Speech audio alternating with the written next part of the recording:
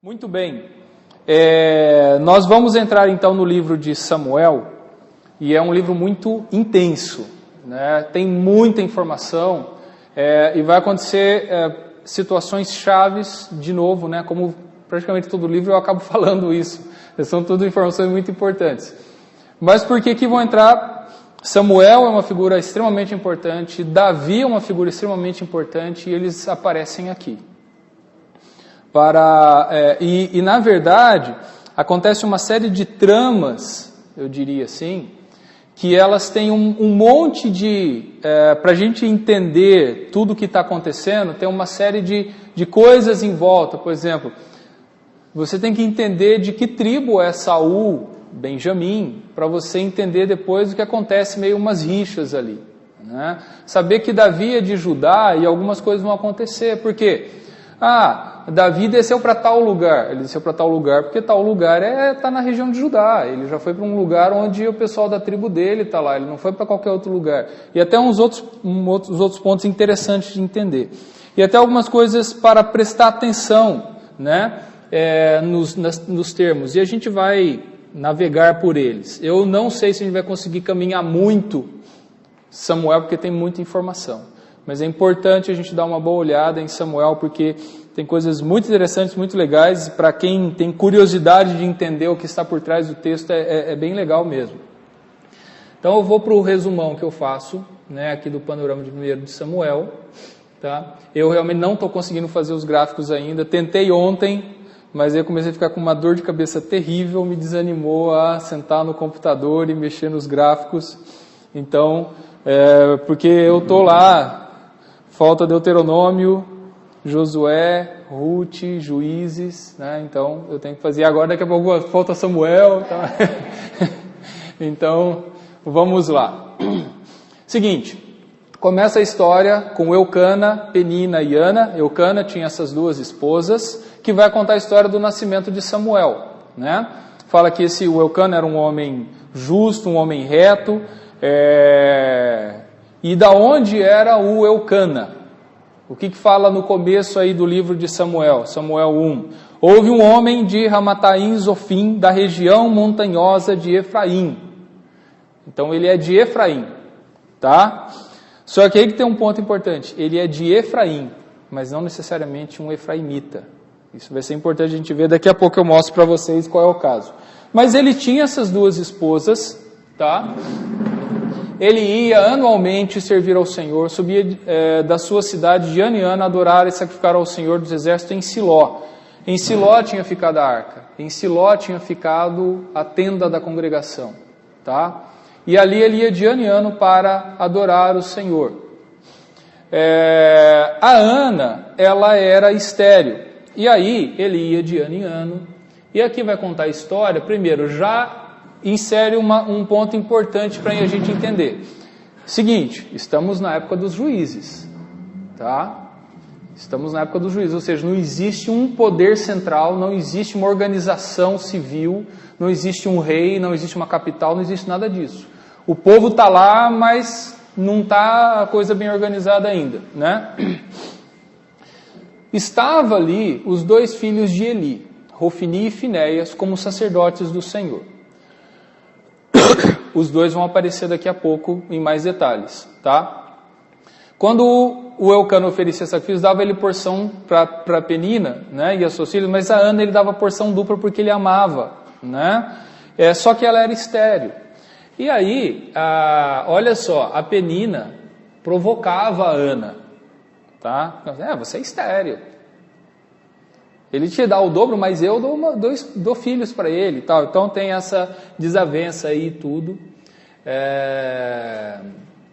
E o Eucana, né? Por que você chora? Por que você não come? Por que você está triste? Não sou eu melhor do que 10 filhos, né?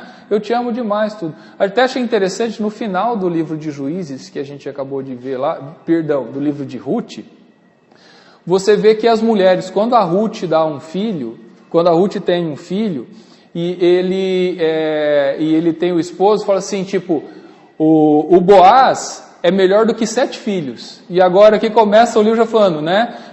Eu, seu marido, não sou melhor do que 10 filhos. Então, coincidência ou não, né? Essa referência a ótimos maridos que estão ali com as suas esposas, né?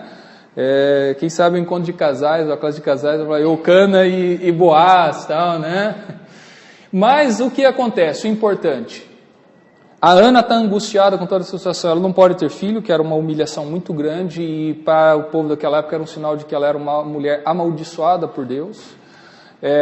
E ela clama a Deus, e ele, enquanto está ali em Siló, ali na tenda da congregação, ela clama ao Senhor, ora ao Senhor, ela derrama a angústia dela diante do Senhor. E o que vai acontecer é que o sacerdote ali vê ela ali de longe, e ela está orando baixinho, só mexendo a boca. Ele fala: mas vamos parar de beber, né? Deve estar bêbada essa mulher. Fica falando lá baixinho, fala: não, meu Senhor, eu não estou bêbada, eu estou aqui derramando minha angústia perante o Senhor, falando baixinho, balbuciando só, tal. Aí ele abençoa ela, né? Que Deus te dê provisão, isso, aquilo, tudo.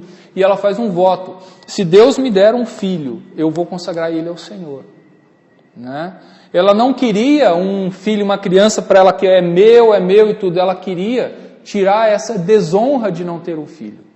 Então, se eu tiver um filho, eu vou consagrar ele ao Senhor.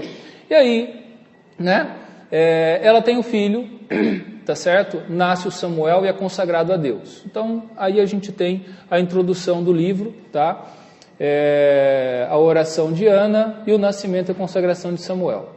Aí o capítulo 2 começa com o cântico de Ana, que ela vai agradecer a Deus, né? Fazer essa gratidão a Deus. Compare o cântico de Ana com o cântico de Maria lá no Novo Testamento, você vai ver, achar muitas semelhanças, principalmente o foco dos dois cânticos Deus humilha os soberbos, Deus humilha os poderosos e abençoa os humildes, os simples. Em suma, o cântico das duas é isso, tá?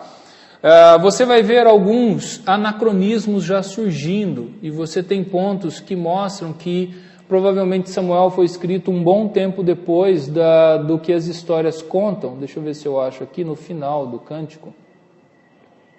Aqui. O Senhor julga as extremidades da terra, dá força ao seu rei e exalta o poder do seu ungido. Como assim dá força ao seu rei? Nem tem rei ainda, estamos na época dos juízes.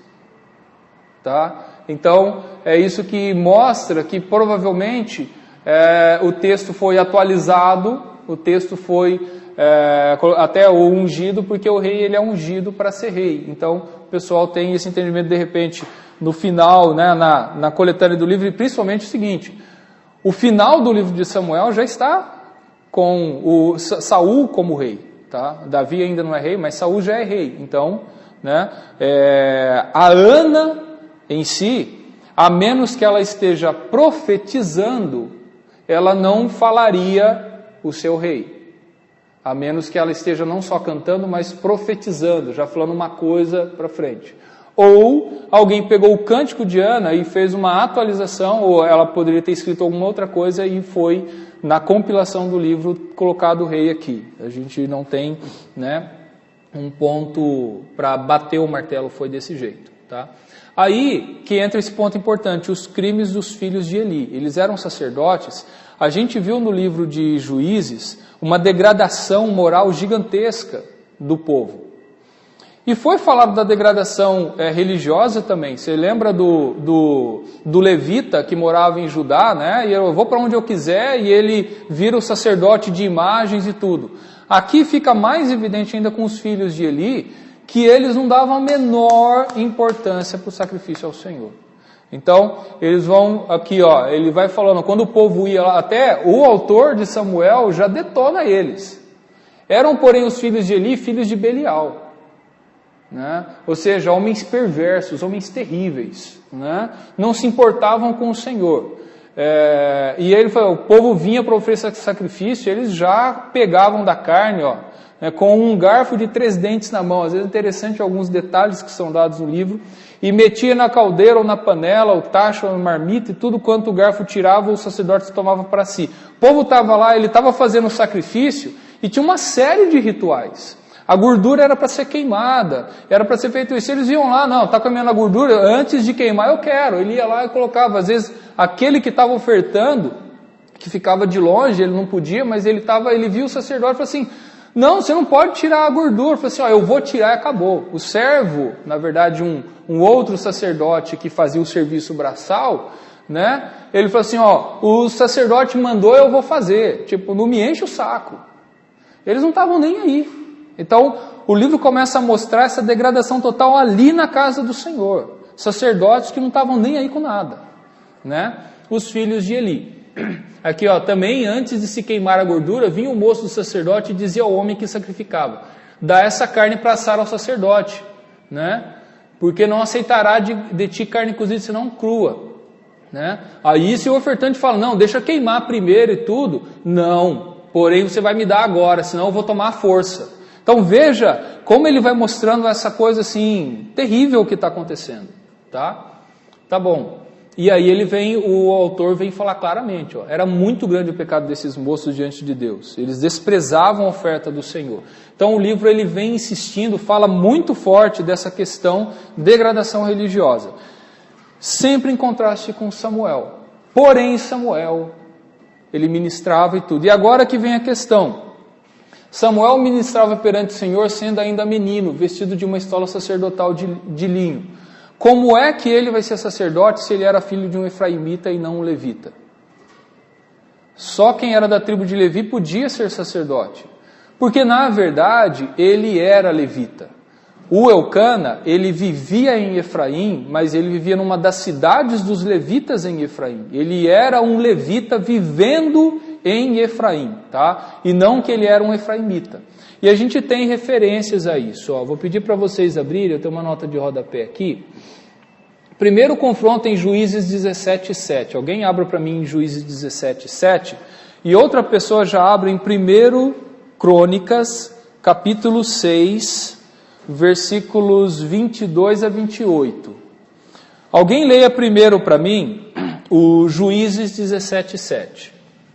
Havia um moço de Belém de Judá, da tribo de Judá, que era levita e se demorava ali. Tá vendo?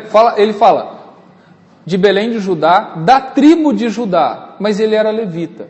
Então não está falando que ele era da tribo de Judá como descendência, assim como um morador de Judá, morava no meio da tribo de Judá, mas ele era um levita. É a mesma coisa que acontece com Eucana. Vai falar, ele é de Efraim, ele é da tribo de Efraim, mas está se referindo a onde ele mora, não à descendência dele. Tá? Aqui, ó, em Crônicas, você vai ver o seguinte, aqui ele está dando uma genealogia dos levitas. E ele vai citar aqui, ó, os filhos de Eucana, Amazai e Aimote, né? Só que ele vai citar aqui, ó, de quem foi filho Eucana, os filhos de Samuel, tal. Então, ele é citado aqui, Eucana e Samuel. Aqui mais para baixo, os cantores levitas, ele aparece também, ó. Dos filhos do quartistas, Emã, o cantor, filho de Joel, filho de Samuel, filho de Eucana. Então você vê lá em Crônicas, na genealogia, que mostra que Eucana e Samuel eram levitas. Eles estão na genealogia dos levitas, tá certo? Às vezes o pessoal tem, já vi, até dando uma pesquisada na internet, um pessoal discutindo, o cara falou assim, você é um herege falando que o Samuel era um levita, ele não era levita e tudo. A pessoa perdeu a referência a esse texto que mostra claramente que ele era um levita. Vamos seguir a história então. Tá? Capítulo 2 então, Samuel cresce, Deus abençoa a mãe com outros filhos, a Ana vai ter outros filhos, tá? Já que ela consagrou Samuel. Capítulo 2, 22 a 26, contraste entre os filhos de Eli e Samuel, que é que vai mostrando, os filhos de Eli faz tudo isso, o Samuel, porém, faz tudo certinho. Capítulo 2, 27 a 36, veja que aparece um profeta e fala para o Eli que a família dele vai ser destruída. E é uma coisa importante entender o seguinte, olha só o que fala no versículo 29, você honra mais os teus filhos do que a mim. Deus falando para o Eli, você dá mais honra para os seus filhos do que para mim, porque você sabe que eles fazem um monte de coisa errada, você sabe das besteiras que eles fazem e você não faz nada. Até interessante, quer dizer... logo antes você vai ver o Eli falando aqui, ó, Eli repreende os seus filhos. Só que veja que interessante. Era, porém, Eli muito velho, tudo quanto os filhos faziam em Israel, né? Olha mais o que esses caras faziam. E de como se deitavam com as mulheres que serviam à porta da tenda da congregação. Devassidão total. Tá mostrando o que estava acontecendo. E disse-lhes: por que fazeis tais coisas? Pois de todo esse povo ouço constantemente falar do vosso mau procedimento.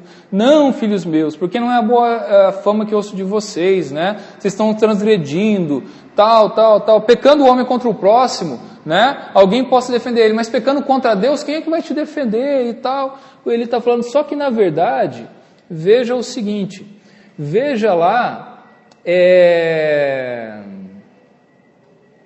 capítulo 3, versículo 13, 3:13. Alguém leia para mim, por favor. Alguém? Porque já lhe disse que julgaria a sua casa para sempre pela iniquidade que ele nem conhecia, porque seus filhos se fizeram execráveis e ele os não repreendeu. Isso. Olha só, Deus está falando, ele está falando para Samuel, eu vou acabar com a família de Eli, com a casa dele. Eles fizeram coisas terríveis e o Eli não repreendeu eles. Eu falei, mas como não repreendeu se a gente acabou de ler que ele repreendeu? Talvez não se deixe levar pelo subtítulo, tá? Eli repreende os seus filhos. Tá bom, ele está aqui chamando a atenção dos filhos. Mas a ideia que dá, o texto, Deus está falando, ele não repreendeu os filhos, ele está aqui repreendendo os filhos. Às vezes é aquela situação do papai banana. Ele fala, mas não faz nada. Ele está sentado, ela fala assim, ô filho, não faz isso não. Aí o filho continua fazendo lá, e não filho, não faz isso não é legal. Só que ele não toma uma atitude para parar os filhos. Então ele está, ô filho, não é bom, o pessoal está falando mal de vocês, não faz isso daí não. Tipo, ele não se aplicou realmente de falar para os filhos a gravidade do que estava acontecendo e tomar que fosse uma atitude drástica de impedir os filhos de continuar agindo daquela maneira. Então ele estava, filho, não faz isso não. Mas o pulso firme de pai de fazer eles pararem, Deus está repreendendo. Você não agiu realmente como você deveria agir. É por isso que Deus está falando, você não repreendeu os seus filhos. Tá? É importante entender essas nuances, né? Então o profeta tinha falado, e depois, o capítulo 3, leia o 3:1, por favor, para ver essa peculiaridade que já o autor explica. 3:1, alguém leia, por favor. O jovem Samuel serviu ao Senhor, perante aquele dia da palavra do Senhor, era muito raro, as visões não eram cumpridas. Então perceba, né? O autor está mostrando aí que existe já uma reprovação de Deus, porque ele acabava nem falando para o povo, era tudo muito raro, a manifestação de Deus era rara, porque o povo estava tudo longe de Deus. Mas está o Samuel lá, e agora Deus vai falar com Samuel, e Deus vai falar para o Samuel que aquilo que ele tinha falado através do profeta no capítulo anterior, ele vai fazer acontecer agora. E acontece aquela história de Samuel, né? Samuel ouve, está dormindo, fala assim, né? Samuel. Aí o texto diz assim, o Samuel, ele nunca tinha ouvido o Senhor. Então ele achou que fosse o Eli. Daí quando ele ouve Samuel, ele corre para o Eli e fala, Senhor, o que é? Ele fala, eu não te chamei, vai dormir. Tá, ele volta lá e de novo, Samuel, ele sai correndo para o Eli, mas eu não te chamei. Vai dormir, moleque, né? Terceira vez acontece, quando ele chega a terceira vez no Eli, o Eli entende, eu acho que é Deus falando com ele. Aí o Eli fala assim, volta para sua cama. Se você ouvir alguém te chamar de novo, você só fala Senhor, que teu servo ouve. E aí é o que acontece. Daí Deus fala com Samuel e fala, olha, tudo aquilo que eu tinha falado que ia acontecer com a casa de Eli, eu estou cumprindo, eu vou acabar com a família dele, eu vou acabar com a casa dele, porque eles não têm jeito, eles deturpando tudo. No dia seguinte, o Eli chega para o Samuel e fala assim, Deus falou com você? Falou. O que Deus falou? Não me esconde nada. Aí o Samuel fala, Deus vai acabar com sua família, vai acabar com você. Porque aí o Eli, errado, mas reconhecendo o seu erro, fala, bom, Deus faça o que for certo, que Deus faça o que deve ser feito. Né? Ele sabe que se Deus falou, ele não tem por onde fugir. Né? Então é isso que acontece. Né? E veja, tá, lá no final, versículos 19 a 21, Samuel confirmado como profeta e já fica famoso em todo Israel. Então esses versículos 19 a 21 dá um relatório ali dizendo que todo Israel ouviu da fama de Samuel e ele foi reconhecido como um profeta. Então ele já ali, debaixo da tutela de Eli, ele já era reconhecido e respeitado por todo o povo. Tá? Tudo bem. Capítulo 4 é o que vai mostrar então a situação, a confirmação da profecia. Capítulo 4. Os filisteus derrotam Israel em uma batalha. Israel manda buscar a Arca da Aliança, eles são derrotados numa batalha, fala, traz a Arca da Aliança do Senhor para ir na nossa frente, para a gente vencer. Né? Então vamos fazer mais serviço religioso, vamos fazer um louvorzão aqui, que aí Deus vai achar legal e a gente vai vencer. Né? Não adianta nada. Os filhos de Eli, o Hofni e o Finéias, são os que levam a arca. E o que acontece? Capítulo 4, versículos 5 a 11. Os filisteus derrotam Israel, matam os filhos de Eli e levam embora a arca. Tá? Aí os filisteus tomam a Arca da Aliança. Um absurdo. Né? Eles tomam a Arca da Aliança e aí começa aquilo que Deus falou. Ele destruiu os filhos de Eli. Agora, o Eli também vai morrer. Está lá o Eli, ele está lá na porta da congregação sentado, ele estava sentado meio encostado assim, né, fazendo um balancinho, tudo. Chega um rapaz correndo, né, ali e fala, olha, Eli, né, aconteceu coisa terrível. Seus filhos morreram e levaram a arca.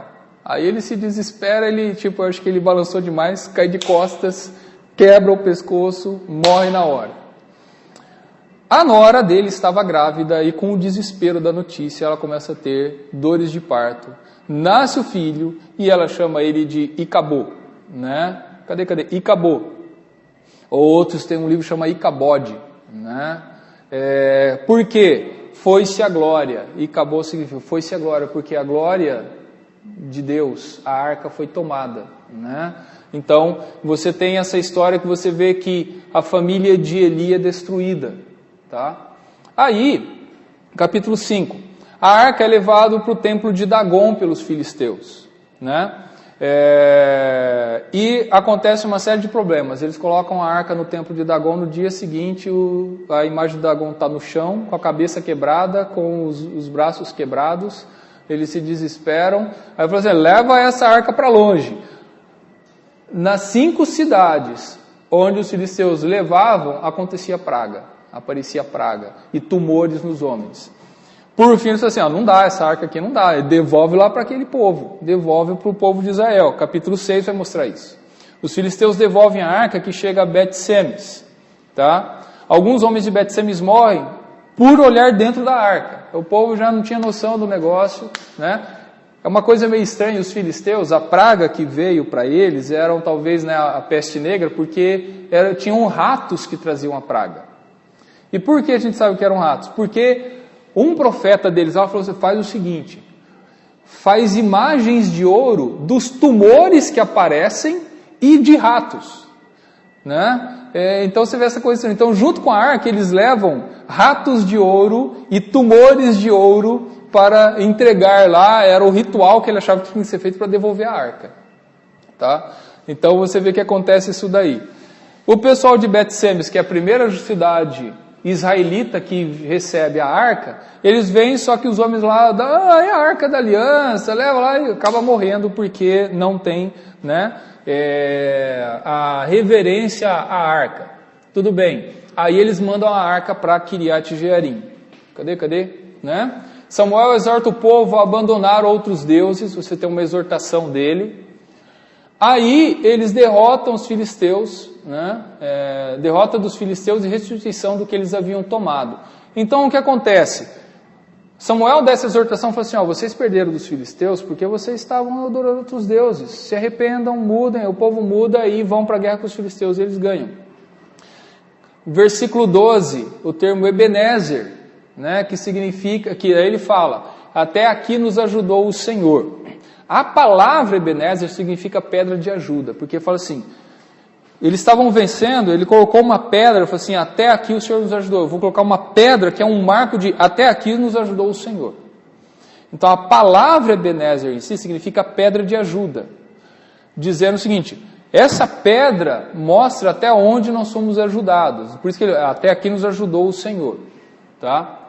Então é aqui que você tem esse termo, você tem igrejas chamadas Ebenezer, né, e tudo, é daqui que vem. 15 a 17, resumo do ministério de Samuel, o circuito anual de Samuel e sua moradia em Ramá. Que fala, ó, Samuel ficou famoso, era respeitado, era juiz, era profeta, era sacerdote, né? E ele cuidou do povo. Então você tem um resumo aí, deixa eu até ver alguns detalhes, né? Cadê? Eu estou olhando lá achando que não está mais aqui, né? Cadê? Eu quero ver o final, o 7. Aqui, ó. E julgou Samuel todos os dias de sua vida a Israel. De ano em ano faziam uma volta, passando por Betel, Gilgal e Mispa, e julgava a Israel em todo esse lugar. Porém, voltava a Ramá, porque a sua cidade estava ali, né? Julgava a Israel de onde edificou um altar ao Senhor. Capítulo 8. Os israelitas pedem um rei. Aqui chega o ponto em que vai ter essa mudança e vai começar uma nova fase em Israel, tá? A monarquia. E o que acontece, né? Tendo Samuel envelhecido, constituiu os filhos por juízes sobre Israel. E agora olha o que acontece. O primogênito chamava-se Joel e o segundo Abias, e foram juízes em Berseba. Porém, seus filhos não andaram pelos caminhos dele, antes se inclinaram à avareza, e aceitaram subornos e perverteram o direito. Aí então os anciãos de Israel se congregaram e vieram a Samuel, a Ramá, e lhe disseram, vê que você já está velho, os teus filhos não andam pelo mesmo caminho seu, então constitui agora um rei sobre nós, para que nos governe como tem todas as nações. E isso não agradou Samuel, quando eles disseram, nos dá um rei. Aí Samuel orou ao Senhor. Veja o seguinte, o Samuel viu toda a história de Eli e dos filhos de Eli, e agora os filhos dele é que estão fazendo o papel dos filhos de Eli. A história se repete, e às vezes a gente fala, meu amigo, você está errado, você não está educando direito seus filhos. E aí quando você cresce, você tem seus filhos, você faz exatamente a mesma coisa, né? O Samuel, ele era um homem, um grande servo de Deus, homem exemplar, mas ele não era perfeito, ele era um pecador como nós, e em algumas áreas ele errou. A gente vai ver isso acontecendo, essa falha de Samuel como pai, talvez. É difícil também a gente colocar fácil assim, essa falha de Samuel, porque às vezes o pessoal, assim, a gente facilmente coloca, se o filho não age direito, a culpa é do pai que não educou direito. A gente tem que tomar cuidado com isso, né? Não é uma coisa assim simples e automática. Às vezes o pai fez tudo, os pais fizeram tudo, o pai e a mãe cuidou e tal. Só que quando a pessoa cresce, ela toma suas decisões. Daí a gente fala, né? Aí eu vou voltar lá para quando, no começo da classe teologana, a gente estudou hermenêutica, eu citei esse exemplo. Não, é uma promessa, lá em Provérbios diz, ensina a criança no caminho que deve andar e quando for velho não se desviará dele. Isso não é uma promessa, isso é um princípio de vida. Provérbios, ele dá princípios de vida. Não é uma promessa. Não adianta você pegar esse texto da caixinha de promessas e ficar recitando ele como um mantra. Não vai resolver. Tá? Você ensina. O livro de Provérbios, ele não é um monte de promessas. Eles são princípios de vida. Ele está dizendo, se você ensinar a criança no caminho que ela deve andar, consequentemente, ela vai ficar sempre nesse caminho.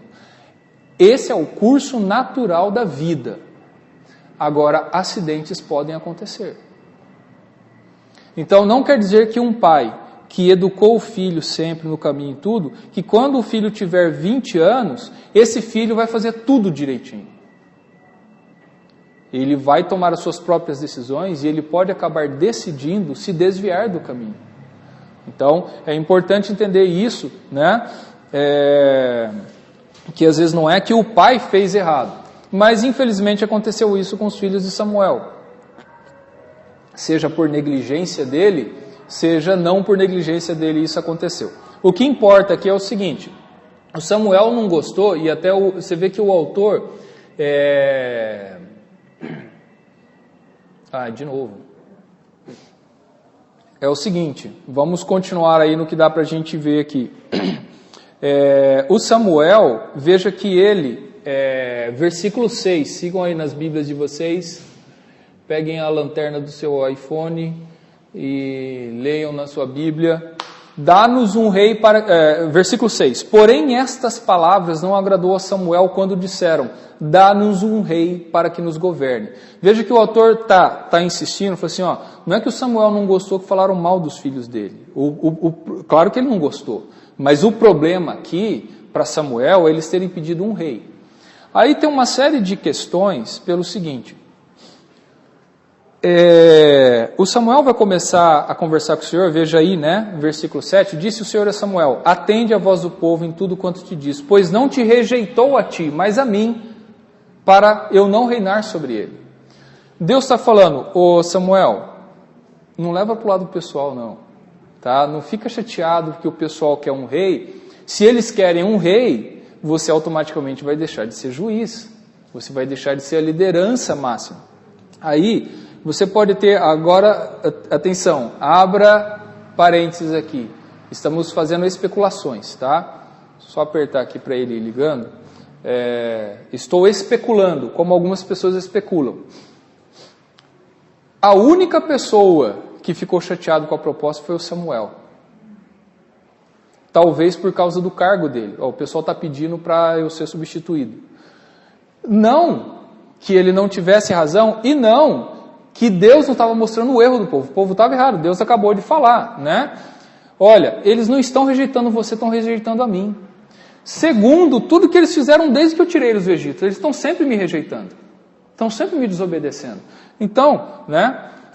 Assim, agora, pois, né, versículo 9, atende a voz deles, tá?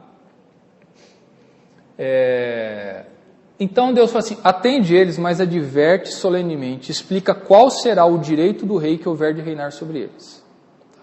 Então Deus fala, ô Samuel, não fica preocupado, não fica chateado, que eles não estão rejeitando você, eles estão rejeitando a mim. Por que estão rejeitando a mim? Porque eu sou o rei de Israel. Quando vem um povo para atacar, se o povo está andando em santidade, eu que cuido. Eu sempre protegi. Quando o povo andou em santidade e vieram pessoas atacar, eu fui lá e eu que dei a vitória a vocês. Quem foi que deu a vitória a Gideão só com 300 homens? Quem foi que deu a vitória a Jefté? Quem foi que deu o espírito para que Sansão fosse lá e com uma queixada de jumenta matasse 1000 homens? Eu sou o rei de Israel. Quando eles estão pedindo um rei igualzinho os outros povos, tipo a gente quer ser igualzinho os outros, eles estão rejeitando a mim. Porque é muito melhor confiar num exército humano e estipular um exército humano do que andar em santidade e confiar em mim. Então eles estão rejeitando a mim. Não leva para o lado pessoal, Samuel. Não fica chateado que o problema não é você. Eles estão rejeitando você, mas eles estão rejeitando a mim em primeiro lugar. Mas Deus só falou assim, mas dê para eles. Então Deus falou assim, dê para eles. Deus não está falando assim, eu não vou dar. Ele falou assim, faz o que eles estão falando. Então Deus já tem os planos dele. Não era para ser assim, mas dá o que eles querem. Dando o que eles querem não vai mudar os meus planos. Tá? É isso que está acontecendo aqui. Aí, versículo 10. Referiu Samuel todas as palavras do Senhor ao povo que lhe pediu um rei. E disse, esse será o rei que houver diante de ti. E aí começa ele com um discurso pesado com o povo. Falou assim, vocês querem um rei? Vocês têm que entender o seguinte. Ele vai pegar as filhas de vocês para ser perfumista. E para ser concubina também. Ele vai pegar os filhos de vocês para trabalhar para ele. E para colocar comida para ele. Vocês vão ter que dar parte do terreno de vocês, parte da colheita de vocês, para sustentar o palácio. Aí ele começa, a descrever. Os filhos de vocês vão trabalhar no exército dele. São os filhos de vocês que vão ter que batalhar, vão ser treinados e tudo. Então, é isso mesmo que vocês querem? Vocês têm que saber muito bem o que é um rei. Vocês acham que é um rei? A gente quer um cara que vai na nossa frente. A estrutura de ter um reino, quem vai pagar a estrutura, quem vai pagar os impostos para ter um reino, são vocês. É isso mesmo que vocês querem? Não, a gente quer, tá? Então, tomará as vossas filhas para perfumistas, cozinheiros e padeiras, tomará das vossas lavouras, das vinhas, das olivais, e dará os seus serviços. Também tomará os seus servos e as vossas servas, os vossos melhores jovens, os jumentos, empregará no trabalho, dizimará o rebanho. Ele começa.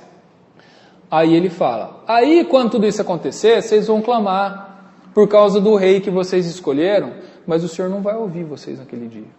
O dia que vocês falarem, ô Senhor, esse rei que a gente tem aqui, ele é muito ruim, cobra muita taxa, cobra muito imposto. Eu falo assim, bom, foram vocês que pediram, agora aguente, tá? E olha só, porém o povo não atendeu a voz de Samuel, disse, não, mas teremos um rei sobre nós, para que sejamos também como todas as nações. O nosso rei poderá governar-nos, sair adiante de nós e fazer as nossas guerras. Ouvindo, pois, Samuel todas as palavras do povo, as repetiu perante o Senhor. Então o Senhor disse a Samuel, atende a voz e estabelece um rei.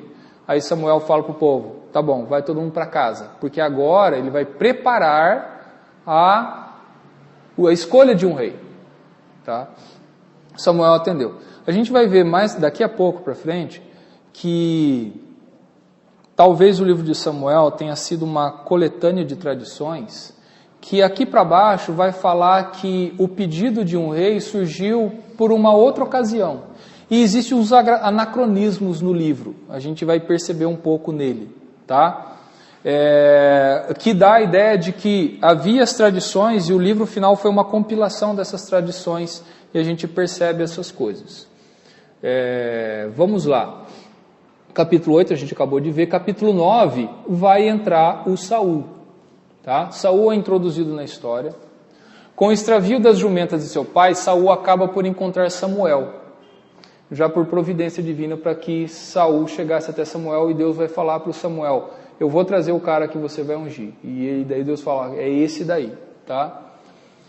Zuf é a região onde fica Ramá, porque fala que o Saul chegou até Zuf. E Zuf é como se fosse assim, Ramá fosse uma cidade, uns distritos, tudo grudado ali. Tá? Então fala que ele chegou a Zuf e ele falou, ouvi falar que tem um vidente lá. O vidente, na verdade, é o Samuel. Né? Samuel já havia sido advertido por Deus que encontraria Saul. Alguém leu o versículo 9, que eu já tinha falado para vocês sobre vidente e profeta. Tá? Alguém lê, por favor. Antigamente, Israel, indo alguém consultar a Deus, dizia, vinde, vamos ter com o vidente, porque é o profeta de onde antigamente se chamava vidente. Tá vendo? Ele está explicando essa atualização. O profeta de hoje, ou seja, da época que está sendo escrito o livro, naquela época eles chamavam de vidente. Então ele está fazendo essa diferenciação aí, né? Verso 9, explicação. Versículos 16 e 17, Saul será rei. Aí, ele já vai adiantando para o Saul que ele vai ser rei. Tá? Entre o capítulo 10, Samuel unge o Saul e dá instruções sobre o que fazer em seguida. Você vai descer, tal. E aqui que vai acontecer um anacronismo, você vai ver o seguinte, se você ler aqui, ele vai falar assim, vai embora, daqui a 7 dias eu vou te encontrar. De certa forma, esse encontro não acontece. Ou não se explica esse encontro daqui a 7 dias. Vai aparecer depois, já lá na frente, o Saul se tornando rei. 1 ano depois dele ser rei, ele vai estar numa guerra, daí vai falar assim, passados 7 dias que Samuel falou que ia chegar, como ele não chegou, o Saul fez tal coisa. Mas como? Aí você fala, não, aqui ele está falando, daqui a 7 dias eu vou te encontrar. Só que depois passou mais de 1 ano, Saul já virou rei, isso, aquilo tudo. Só depois, lá na batalha, é que vai falar, passou os 7 dias, o Samuel não veio, aí o Saul fez isso, aquilo tudo. Explicações. É um anacronismo, as fontes foram compilando e tinha uma ligação de texto, né? E depois colocaram outras tradições no meio, ou essa história de Samuel ter falado, daqui a 7 dias eu venho, não aconteceu só uma vez. Aconteceu aqui, e tinha acontecido, de repente, 7 dias depois, ele foi empossado como rei, vai ser mostrado aqui. E depois, lá, 1 ano depois de tudo, o Samuel já tinha falado para ele, vai lá para a batalha com os filisteus, daqui a 7 dias eu te encontro. E aí o texto está dizendo, vencido o tempo lá que o Samuel falou, o Saul fez tal coisa. Então a gente não sabe exatamente o que pode ter acontecido. O importante é aqui, capítulo 10, Samuel unge Saul e dá instruções sobre o que deve fazer em seguida. Versículo 6, o Espírito do Senhor se apossará de ti e serás outro homem, é o que fala no versículo 6. E vai acontecer, Saul profetiza, tá? E isso é importante porque tem esse episódio mostrando Saul profetizando, para mostrar que o Espírito de Deus veio sobre ele, para capacitá-lo a ser rei. E o rei só é rei quando ele é ungido e recebe o Espírito de Deus para ser rei. Tá? E isso vai ser importante porque daqui a pouco o Espírito vai sair do Saul para ir para outra pessoa. Né? Curiosidades. O tio fica curioso sobre o encontro com Samuel. Você vai ver que quando o Saul chega lá na casa dele, o tio pergunta o que o Samuel falou para o Saul. O que poderia estar acontecendo ali? No capítulo 8, o povo pediu um rei, e o Samuel falou que ia dar um rei, já tinha explicado tudo, e ele mandou o povo embora. Poderia ser que no meio do povo estava uma expectativa, quem será que vai ser apontado o rei? Aí, quando acontece o episódio do Saul se encontrar com Samuel e ter ficado um bom tempo com Samuel, o tio já atinou. O que será que está fazendo o meu sobrinho Saul com o Samuel? Então, você percebe esses detalhes no texto, que porque o autor se importou em mostrar que o tio de Saul foi perguntar para o servo que foi com Saul, o que aconteceu lá? Então, você tem essas nuances no livro, que provavelmente poderia estar mostrando ali um movimento entre as tribos de pensar, quem será que vai ser levantado o rei? Será que o rei vai ser da nossa tribo? Que daí a gente vai ter uma prominência aí. Então você tem esses detalhes que acontecem, né? Seria essa uma suspeita sobre Saul ser apontado rei? É uma questão que a gente tem. Vamos continuar. Saul proclamado rei diante de todo o povo. Isso é o que acontece no capítulo 10, tá? E veja que peculiaridade, versículo 22. Quando ele foi chamado, ele estava escondido no meio da bagagem. Estava todo mundo lá para escolher rei, ele já tinha sido ungido. Entenda o seguinte, ele foi ungido por Samuel lá antes, mas ele foi assim, Deus te escolheu, agora a gente vai fazer a reunião solene para apontar que você é o escolhido de Deus. E fala que cai por sorte lá e tudo. Hora que caiu por sorte a família dele, e caiu a sorte para ele, cadê? Aí ele não veio, não, ele tá escondido na bagagem. Então assim, o autor não explica o que é esse escondido na bagagem, mas provavelmente ele devia estar com medo, ou assustado com essa, né? Agora você é rei, você manda em todo mundo aqui. Imagina o tamanho da responsabilidade. O cara devia estar assustado com aquilo. Então, você vê que o autor de Samuel, ele coloca umas particularidades, né, do que acontece. Samuel escreve num livro direito do reino. É o que está dizendo aí. Então, aquilo que ele tinha divertido, colocar no livrinho tudo que um rei tem direito, que vocês vão ter que pagar, né, as consequências disso daí. Versículo 26, é um detalhe que diz, Saul vai para casa, alguns homens o acompanham, né? E aqui que você tem uma série de detalhes. Leia para mim alguém o 26 e depois o 27. Capítulo 10, 26 e 27.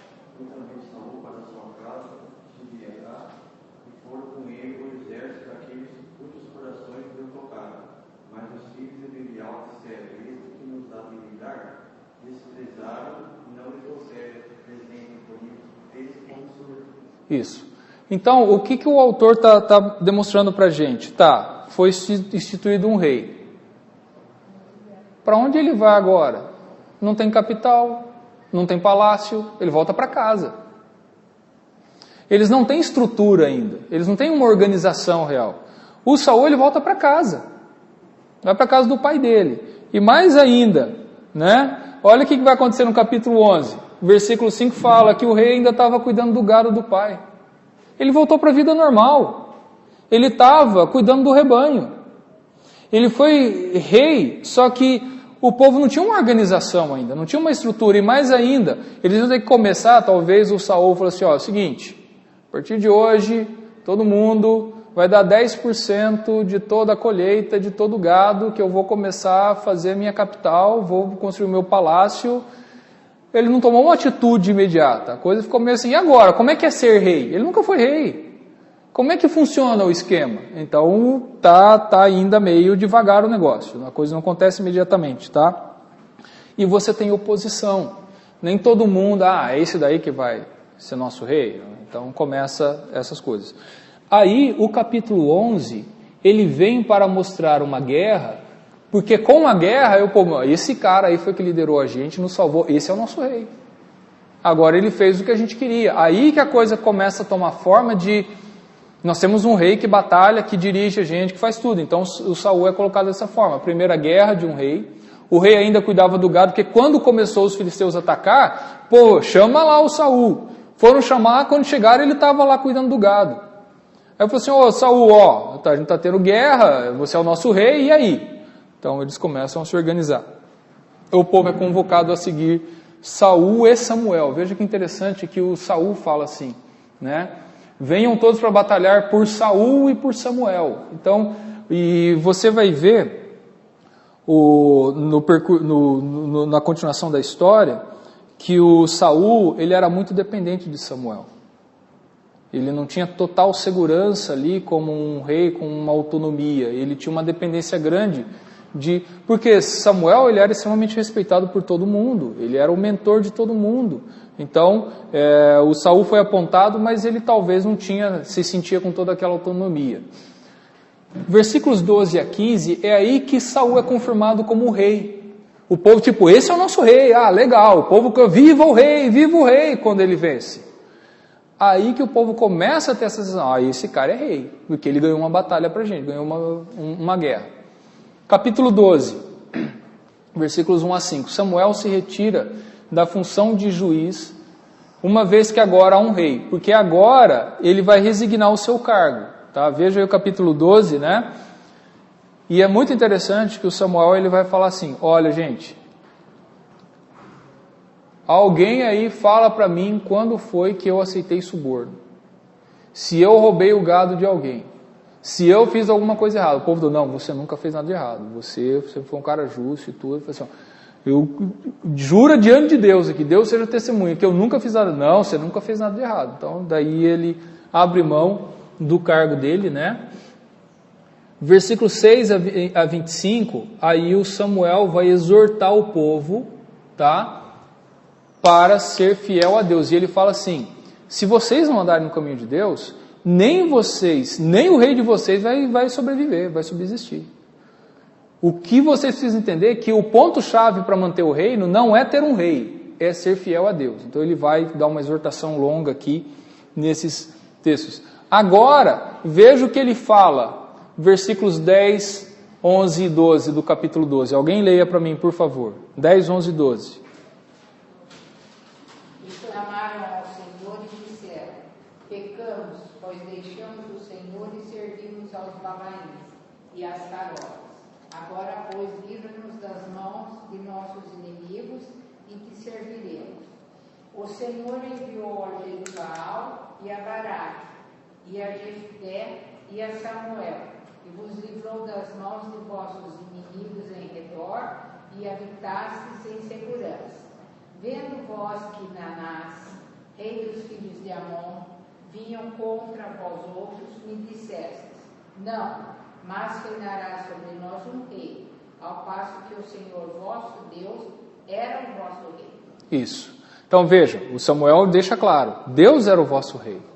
Agora veja o seguinte, preste atenção nos detalhes aí.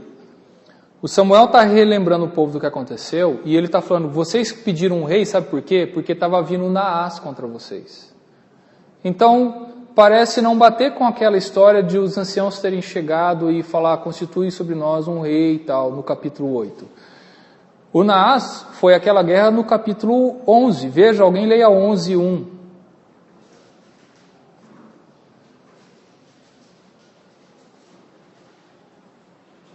Alguém leia, por favor. 11, 1.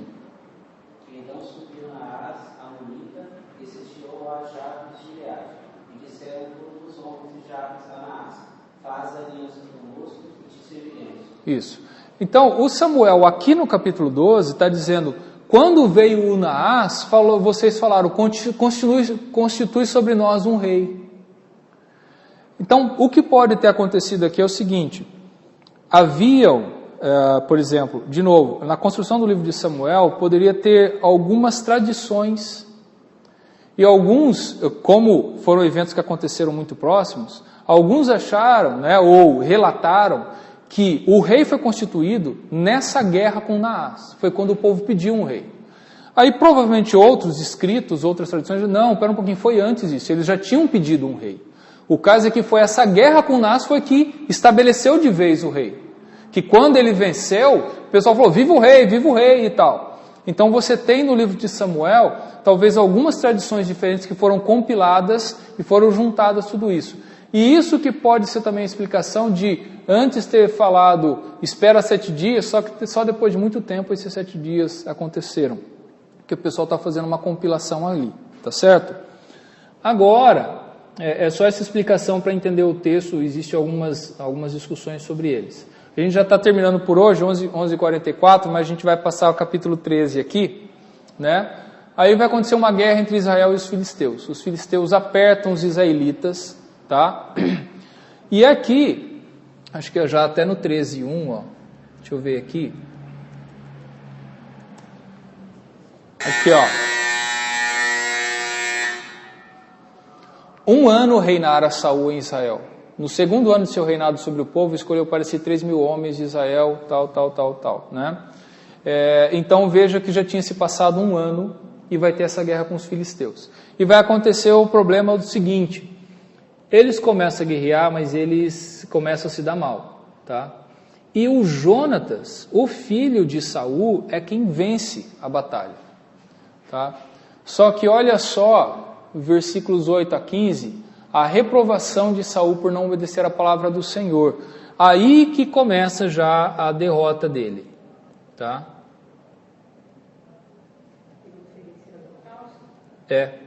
Aqui, ó.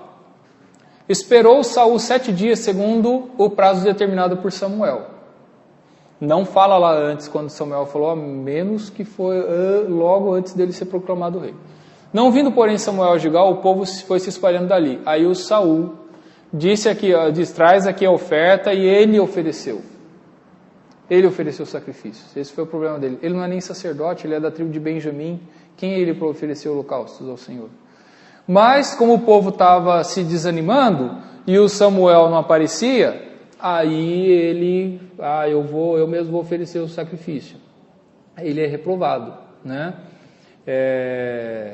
Aí ele começa a explicar, né? O Samuel chega e fala, o que foi que você fez? O que você fez? Aí o Saul, não, o povo estava indo embora, o pessoal estava desanimando e tal. Agora os filisteus vão chegar aqui, vai destruir a gente, ainda não tive a benevolência do Senhor. Eu tenho que oferecer um sacrifício a Deus, Deus tem que aprovar a minha batalha para eu ir. Você não apareceu aqui para oferecer, eu mesmo já dei a oferta para Deus, vai, tá aí Deus, agora dá a vitória para a gente.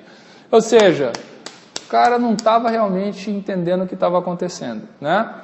E aí, e forçado pelas circunstâncias, oferecia o holocausto. Aí, o Samuel dá a reprovação. Procedesse neciamente não guardar o mandamento do Senhor teu Deus, que ordenou, pois teria agora o Senhor confirmado o teu reino sobre Israel para sempre. Agora o seu reino já não vai subsistir, tá? E o Senhor buscou para si um homem que lhe agrada, e já lhe ordenou que seja príncipe sobre o seu povo, porquanto não guardaste o que o Senhor te ordenou. Tá? Quer ver? Deixa eu ver uma coisa aqui. Tá. Aí o Samuel vai embora. Agora acontece o seguinte, presta atenção.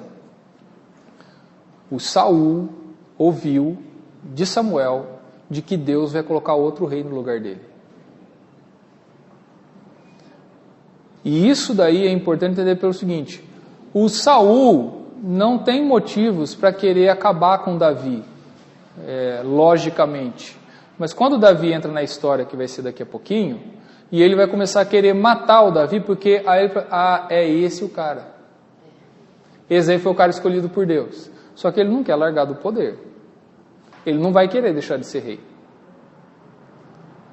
Aí ele fala assim, ou eu acabo com esse cara, ou eu perco o meu reino. Então ele já foi advertido aqui que ele vai perder o reino e outra pessoa foi escolhida por Deus. E isso vai fazer ele ficar louco. Ele recebeu uma palavra de Deus de que ele vai deixar de ser rei e ele não quer largar o poder. E isso vai trazer uma série de consequências, né, em toda essa história. Aí, deixa eu só pegar aqui o resumo, né? A reprovação de Saul por não obedecer a palavra, versículos 13 e 14, Saul será substituído, foi o que a gente leu. Alguém leia os versículos 19 a 22, que é um outro detalhe legal de ver sobre o que acontecia naquela época. Capítulo 13, versículos 19 a 22. Alguém leia, por favor, rapidamente. Ora, em toda a terra de Israel, nenhum guerreiro se achava, porque os filisteus tinham dito, para que os hebreus não façam espada nenhuma. Pelo que todo Israel tinha de descer aos filisteus para amolar a telha, o seu arado, e a sua enxada, e o seu machado e a sua foice. Os filisteus cobraram dos israelitas 2/3 de um ciclo para amolar os fios das telhas e das enxadas, e 1/3 de um ciclo para amolar machados e aguilhados. Sucedeu que no dia da peleja não se achou nem espada, nem lança nas mãos de nenhum povo que estava com Saul e com Jonatas. Porém, se acharam com Saul e com Jonatas. Isso. Veja só o que estava acontecendo aqui. O reino tinha sido estabelecido, mas o exército nem tinha arma ainda. Eles nem tinham soldados. Sabe quem guerreou até agora, quem batalhou por Israel? É o agricultor, na hora da guerra, falou assim, ó, pega o que você tem pau aí na mão, pega um pedaço de pau e vem para a guerra. Tá? Dá para guerrear com a enxada? Vem com a enxada. Eles não tinham tecnologia, eles não tinham um exército estabelecido. E eles não tinham treinamento militar. E outra coisa, os filisteus já estavam na terra já fazia muito tempo. Eles já estavam estabelecidos, eles já sabiam trabalhar o ferro. Os israelitas não, eles eram nômades. Então, você vê que para amolar a enxada, para afiar as coisas, eles tinham que descer para os filisteus, e mostra quanto era cobrado pelo serviço. Então, você vê que Israel é um bando de tribo, que tem um passado de tribos nômades, que não tem a tradição de se estabelecer na terra, que não tem a tecnologia do ferro, e eles dependem dos vizinhos para conseguir essas coisas. E só o Saul e o filho é que tinham lanças, que tinham realmente armas, né? E espada e tudo. Então veja que o autor vai mostrando essas peculiaridades do que está acontecendo aí. Agora, capítulo 14, Jonatas, filho de Saul, derrota os filisteus. Versículos 16 a 23. Os filisteus são derrotados a partir do ataque de Jonatas. Tá? O Jonatas vai com o servo dele e eles vão lá, atacam uns 20 homens, matam uns 20 homens. Aí os filisteus ficam meio assustados, saem correndo. Aí o Saul vê que está acontecendo alguém e eles falam, quem foi que foi lá? Daí eles descobrem que foi o Jonatas que tinha ido. O pai não tinha sabido que ele sabia que ele tinha ido. Aí... eu coloquei aqui 18 e 19, em decisão de Saul, que quando ele viu o que estava acontecendo, ele falou, traz aqui a arca da aliança do Senhor. Quando ele viu que os filisteus estavam sendo corridos, não, esquece a arca, vamos embora. Então o texto mostra essa peculiaridade que ele está meio perdido ali, né? E olha só o versículo 21, alguém leia aqui, interessante também. E veja essas peculiaridades do livro, versículo 21 do capítulo 14. Também com os filisteus, dantes havia hebreus, que subiram com eles ao arraial. E também esses se ajuntaram com os israelitas, que estavam com Saul e Jonatas. Isso. Olha só o que estava acontecendo aqui nessa história. Isso que eu acho legal de Samuel, que ele mostra uma série de peculiaridades. Alguns hebreus estavam do lado dos filisteus, batalhando contra o povo de Israel. O termo hebreus ele é difícil de usar porque significa estrangeiro, tá? Simplesmente estrangeiro. Mas era o termo sempre usado pelo povo de Israel, tá? Para designar o povo de Israel. E muito provavelmente, a gente viu lá no livro de Êxodo que quem saiu do Egito não foram só os israelitas. Vários outros estrangeiros saíram com eles.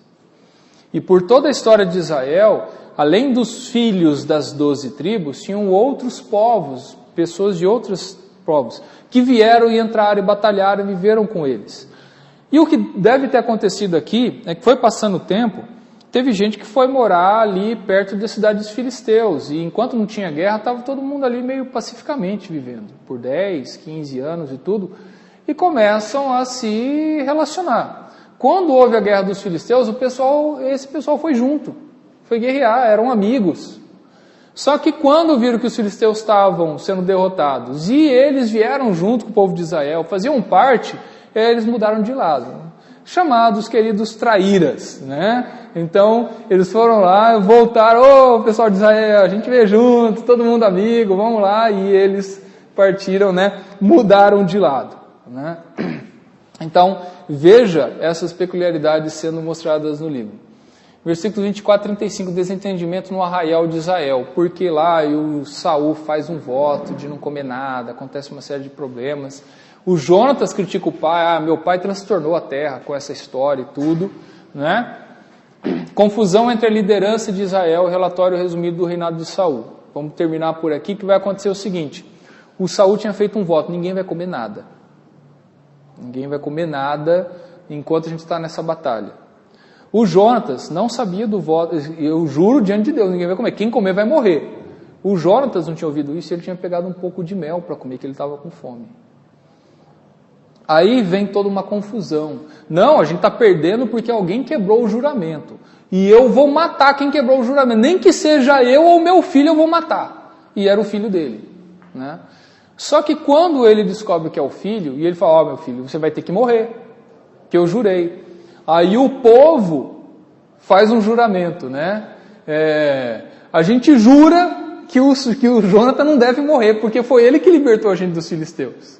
Aí no fim ele não é morto, tá? E ele não morre e fica por isso mesmo, tá certo? E aí versículos 49 a 52, vamos dar uma olhada neles, capítulo 14 e 49.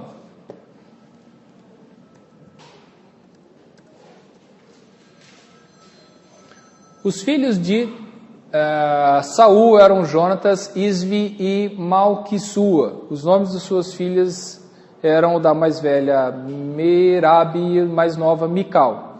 A mulher de Saul chamava-se Ainoã, filho de tal, o nome do general do seu exército Abner. O Abner vai aparecer muito ainda, tá?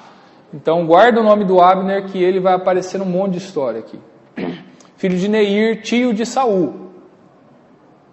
Tio de Saul. Quis era pai de Saul, e Ner, pai de Abner, era filho de Abiel. Por todos os dias de Saul houve forte guerra contra os filisteus, pelo que Saul, a todos os homens fortes e valentes que via, os agregava a si. Então você tem aí um relatório do que está acontecendo.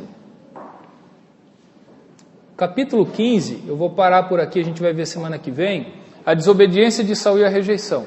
Agora é a segunda vez que Saul, né, de certa forma parece que assim, que o Saul tinha recebido uma segunda chance, e nessa segunda chance ele mostra que não dá mesmo. É reprovado por Deus, desobedece de novo, tá? E aí acabou a história, o Samuel fica chateado, o Samuel nunca mais vai ver a cara do Saul depois desse episódio, se separa totalmente. O Saul fica lá chorando, não, fica comigo, vem embora comigo pelo menos, ele está todo desestruturado. Então semana que vem a gente continua no capítulo 15, para ver aí tudo o que acontece. Daqui a pouco, talvez o capítulo seguinte ou mais outro, vai aparecer o Davi. E vai começar toda a trama dessa transição extremamente conturbada que vai acontecer de Davi e Saul. Vai terminar o livro com a morte de Saul, tá? Que não está longe daqui. Vai terminar o livro com a morte de Saul. Vai começar o segundo livro de Samuel, mostrando a morte de Saul e Davi se tornando o rei, então, que não vai ser simples a situação, por uma série de questões tribais. A tribo de Benjamim, que é de Saul, não vai gostar da história, vai acontecer uma série de detalhes aí, tá bom? Vamos encerrar por aí, então a gente continua semana que vem, vamos ficar em pé?